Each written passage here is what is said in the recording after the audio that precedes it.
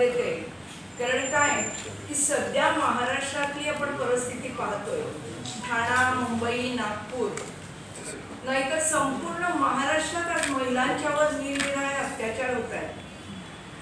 Kaveri नाकवा hit and run प्रकरण झालं, अक्षता म्हात्रेचं प्रकरण झालं, आता यशस्वी शिंदेचं प्रकरण झालं.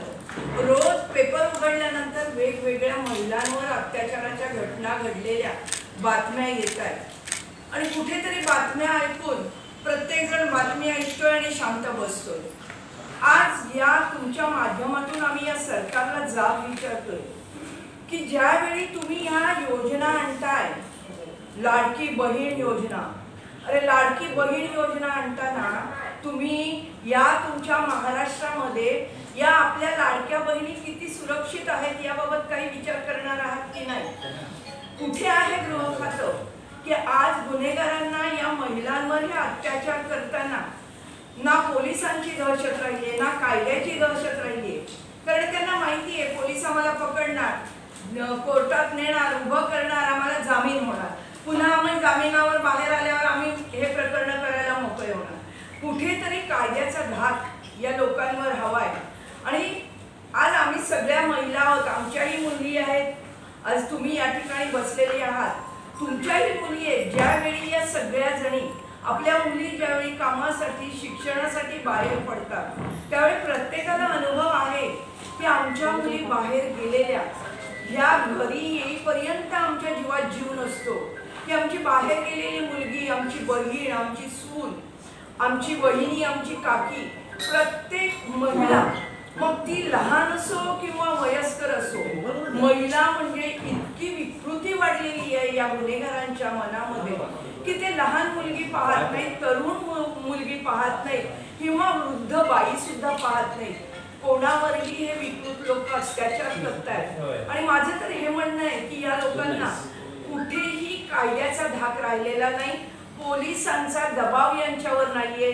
पोलिसांचा धाक या गुन्हेगारांना नाहीये आणि म्हणून हे गुन्हेगार असे बेछूट सुटलेले आहेत आणि आम्हा महिलांचं जगणं मुश्किल केलेलं आहे.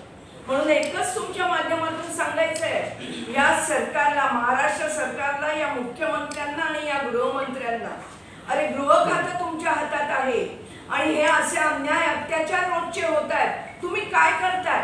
म्हणजे दुर्दैवाने असं बोलावं लागेल की सरकार षड्ड बनलंय का, की या गुन्हेगारांवर त्यांचा कोणत्याही प्रकारे वचक नाही का?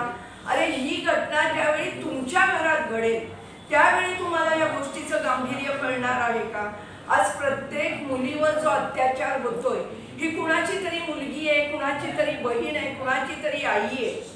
आज बेलापूरला झालेलं हे जे म्हात्रे प्रकरण आहे, अक्षता म्हात्रे, अक्षरशः तिचा 2 वर्षाचा मुलगा, त्याला पाहिल्यानंतर डोळ्यात अश्रू आले. काय त्या मुलाची चूक होती? आज त्याची आई गेली देवाच्या दारामध्ये, ती आश्रयासाठी गेली आणि तिच्यावर त्या ठिकाणी अन्याय, अत्याचार झाला. काय झालं पुढे? तुम्ही गुन्हेगारांना पकडता, त्यांना आत टाकता, वर्षानुवर्ष तारीख पे तारीख, तारीख पे तारीख चालू असतं. केव्हा तरी 10-15 वर्षांनी त्या गोष्टीचा निकाल लागतो. काय जिच्यावर हा अत्याचार झालाय तिला खरोखर या गोष्टीतून न्याय मिळतो का? तिच्या घरच्यांना या गोष्टीतून न्याय मिळतो का? किंवा त्या गुन्हेगारांसारख्या तुमच्याही आया बहिणी आहेत, तुमच्याही मुली बाहेर जात आहेत, कुठेतरी या गोष्टीला तुमच्या मार्फत एक वाचा फुटावी आणि या गोष्टीचा कुठेतरी या सरकारवर परिणाम व्हावा आणि या गुन्हेगारांवर काहीतरी दहशत निर्माण होईल, असं त्यांच्याकडून कायदे व्हावे, एवढीच आमची मागणी आहे. शिवसेना उद्धव बाळासाहेब ठाकरे महिला आघाडीतर्फे आज आम्ही या ठिकाणी सगळ्या महिला जमलेलो आहोत. प्रत्येक गोष्ट आम्ही करून बघितली, आमच्या प्रयत्नांना यश येत नाहीये. आज शेवटचा निकराचा प्रयत्न आम्ही हा केला की पत्रकार परिषद घेऊन आमचा आवाज सरकारपर्यंत पोहोचवण्यासाठी आम्ही प्रयत्न केलेला आहे आणि या आवाजाला कुठेतरी त्यांचे जे कानाचे पडदे बंद झालेले आहेत ते कानाचे पडदे उघडण्यासाठी आम्ही या ठिकाणी ही पत्रकार परिषद घेतली. शांत मार्गाने आम्ही आमची निवेदनं देतोय, आम्ही आमचे काही जे प्रकार करायचे ते करतोय, पण कुठेतरी या आमच्या सहनशीलतेचा जर अंत झाला तर नाईलाजाने कायदा हातात घ्यावा लागला तर ते घेण्याची सुद्धा आमची तयारी आहे. आम्ही आज याचा निषेध नोंदवण्यासाठी इथे हजर आहोत. आणि एक विषय सांगावंसं वाटतं की हे सगळे हा जो रेखा मॅडमनी सांगितल्याप्रमाणे हा जो गुन्ह्याचा वाढता आलेख दिसतोय त्याला कुठेतरी आळा बसण्यासाठी आता राजकीय जे नेते आहेत त्यांच्या कुटुंबासाठी सुरक्षा व्यवस्था, आता सध्याच्या ठाण्यातले गुंड आहेत त्यांच्यासाठी सुरक्षा व्यवस्था पोलिसांची, पण ते तसं न करता तिथे कमी करून पोलिसांची सुरक्षाची गस्त पद्धत 24 तास जर तुम्ही पोलीस स्टेशनमध्ये राबवली किंवा ठाणे शहरातील इतरही बाजूच्या शहरामध्ये जर तुम्ही 24 तास पोलिसांची संख्या तिथे वाढवली तर हे रात्रीचे होणारे गुन्हे असतील, हिट अँड रन प्रकरण असतील त्याच्यावरती कुठेतरी आळा बसेल. पण पोलिसच सध्या नाही आहेत सुरक्षा नागरिकांना, सामान्य नागरिकांना सुरक्षा देण्यासाठी. पोलीस आहेतच कुठे?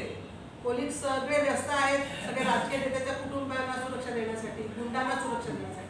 तर इथे कुठेतरी सरकारने, मी मुख्यमंत्र्यांना मी त्यांना विनंती करते की हे जे पोलिसांचं पथक आहे हे रात्रीचं 24 तास गस्त पथक सुरू करा शहरामध्ये.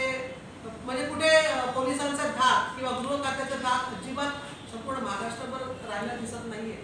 सगळा गलथानपणा चालू आहे. तर त्याला कुठेतरी विरोध करण्यासाठी आणि आळा घालण्यासाठी, आणि खरंच आमच्या सगळ्या महिला त्रस्त झालेल्या आहेत. कालचं त्या मिलिंद मोरेच्या प्रकरणामध्ये त्या महिलांना पण मारहाण झाली. म्हणजे कुठेतरी सरकार दखल घेतच नाहीये आणि सगळे कामाचे यांनी म्हटल्याप्रमाणे काम बंद करून बसलेले आहे सरकार. एकच मिनिट.